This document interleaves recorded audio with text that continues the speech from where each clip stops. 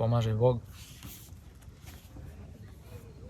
Mislio sam da započnemo neki mali serijal ili emisiju, nešto slično, tako.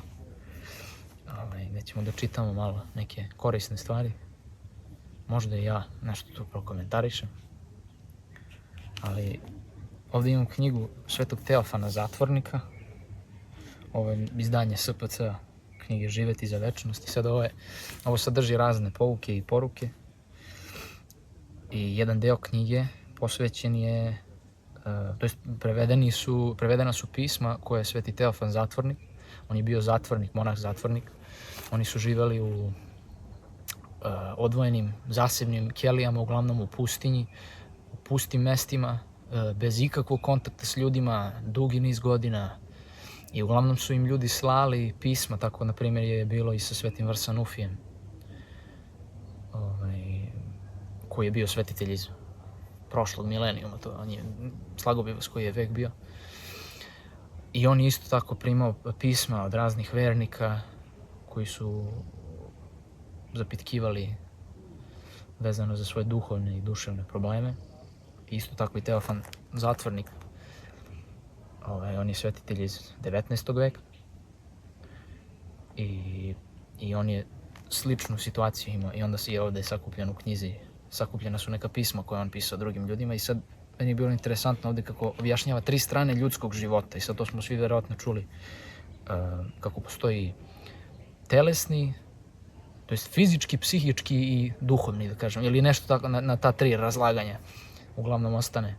Ovdje on kaže telesni, duševni i duhovni, što je sad, ako je psiha duša, sad grčkog, tako da to nekako se prevodi na slične stvari. I onda evo prvi na redu je telesni život. I sad kako on razlaže to. I sad ovo je odgovor nekome komu je pisao. I kaže ovako. Koliko ste pitanje postavili povodom prethodna 2 pisma, to pokazuje da ste vredna, živa i duhovno radoznala učenica i obećava uspjeh. Zbog toga sam još više rad da vam pišem, ali neću vam na sve odgovoriti sada, nego ću neka pitanja ostaviti za sljedeći put. Pozabavit ću se onim što vas ponajviše zanima. Pišete, vaše reči o stranama, silama i potrebama ljudske prirode vode me unutar sebe. Ulazim, ponešto vidim, ali veći deo ostaje čas zamagljen, čas sasvim nevidljiv za mene. Silno želim da znam šta je to duhovna, duševna i telesna strana u čoveku. Kakve su potrebe svake od tih strana i kako se zadovoljavaju. Ja bih veoma voljela da se držim na ravni ljudskog dostojanstva, istinskog, onakvog, kako nam je tvorac namenio. Kaže ovako, dobro je, vi se dotičete samih osnova našeg života, čije će nam objašnjenje dati osnova za sva kasnija rasuđivanja. Jer kako bi čovjek drugačije i živeo nego onako kako je ustrojen?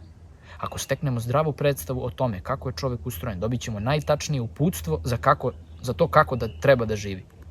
Meni se čini da mnogi zato i ne žive kako treba, što misle da su pravila dobroga života nametnuta s polja, da ne izlazi iz same prirode čovekove i da im nisu potrebne.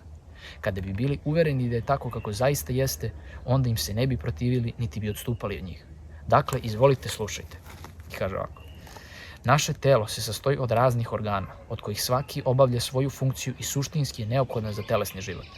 3 su vrste glavnih organa, želudac sa plućima, srcem, arterijama i venama, limfnim železdama i mnoštvom drugih krvnih sudova i železda koje služe za razne izlučenja iz krvi i izlučenja telesnih sokova. Funkcija svih ovih organa je ishrana ili izgradnja tela. Onda drugo, sistem mišića i kostiju, čija je funkcija kretanje unutra i spolja. I 3. sistem nerava, čiji je centar glava, kičmena moždina i sistem ganglija koji se širi po celom telu. Njihova je funkcija čulnost. Znači da osjeća osjetljivost, čulnost. Kad je hod tih funkcija i njihov uzajemni odnos u redu, telo je zdravo i život nije u opasnosti. A kada taj poredak bude narušen, telo oboleva i život dolazi u opasnost. Svaka funkcija ima svoju potrebu koja se živo osjeća i zahteva zadovoljenje. Potrebe želudačnog, odnosno hranjećeg i gradivnog dela su hrana, piće, vazduh i san. Potrebe muskulatorno koštanog dela su potreba za naprezanje mišića koju osjeća svako kada dugo sedi i potreba za kretanjem koja nas tera da hodamo, šetamo ili radimo nešto. potrebe nervnog dela, prijatni nadražaj nerava celog tela kao kod ravnomernog odnosa toplote i hladnoće ili slično. A naročito je prijatan nadražaj naših 5 čula kroz koje je nervni sistem izašao na površinu radi opštenja sa spoljašnjim svetom. Sve to, i kaže dalje, sve to kao što vidite telesno.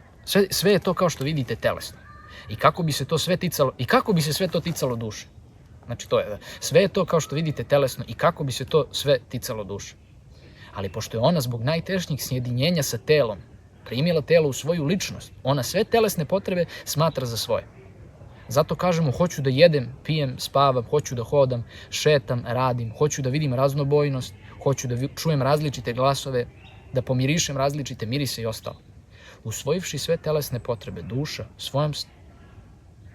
duša svojom stvari smatra i njihovo zadovoljenje, pa se stara o hrani, piću, snu, odeći, krovu i svemu ostalom, želeći da na svaki način to dobije, kako bi telo bilo mirno i kako je ne bi uznemiravalo svojim upornim prohtevima.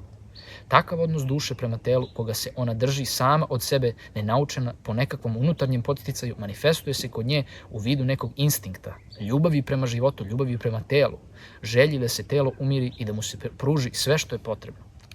Ukupnost svega toga predstavlja telesnu stranu ljudskog života, ali tu nije sve jednako telesno ili plotsko ili čulno. Izraženo plotski je samo hraneći deo, mada se i on oblagorođuje prilagođavanjem na zadovoljavanje zapravo duševnih potreba i ciljeva. Organi za kretanje i čula služe više potrebama duše nego tela. A jedan organ koji kao da stoji izvan sistema ostalih organa, organ reči, isključivo je organ duše, namenjen da služi samo njoj.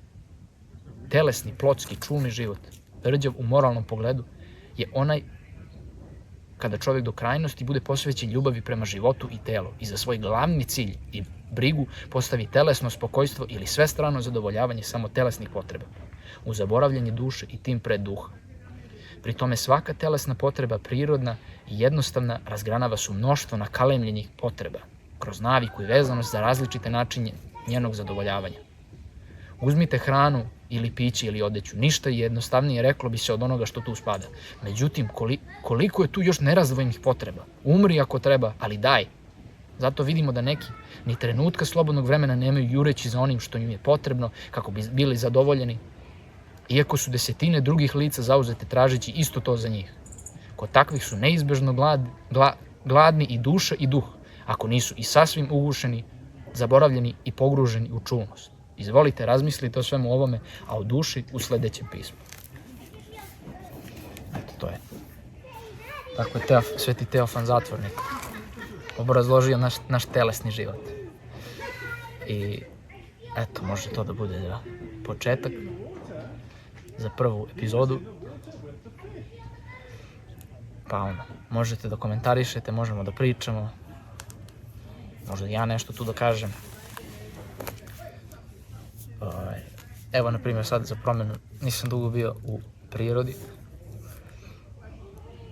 i tako ukazala se prilika, pa sam došao ovdje i malo i duše korisno da bude nešto, tako da to je taj pokret o kojem priča Sveti Teofan Zatvornik, u kojem nema ništa sporno, ali kada to pređe u sve, ako nema nikakvog unutrašnjeg delanja, onda postaje sve prah. A ovo je sve prah, mislim, šta je ovo? Šta je ovo kamen? To je sve prah, to nije ništa. To propadne, to se raspadne, to samelješ čas posle. Ali dušu ne može da samelješ. Dušu samo đavo može da ti samelje.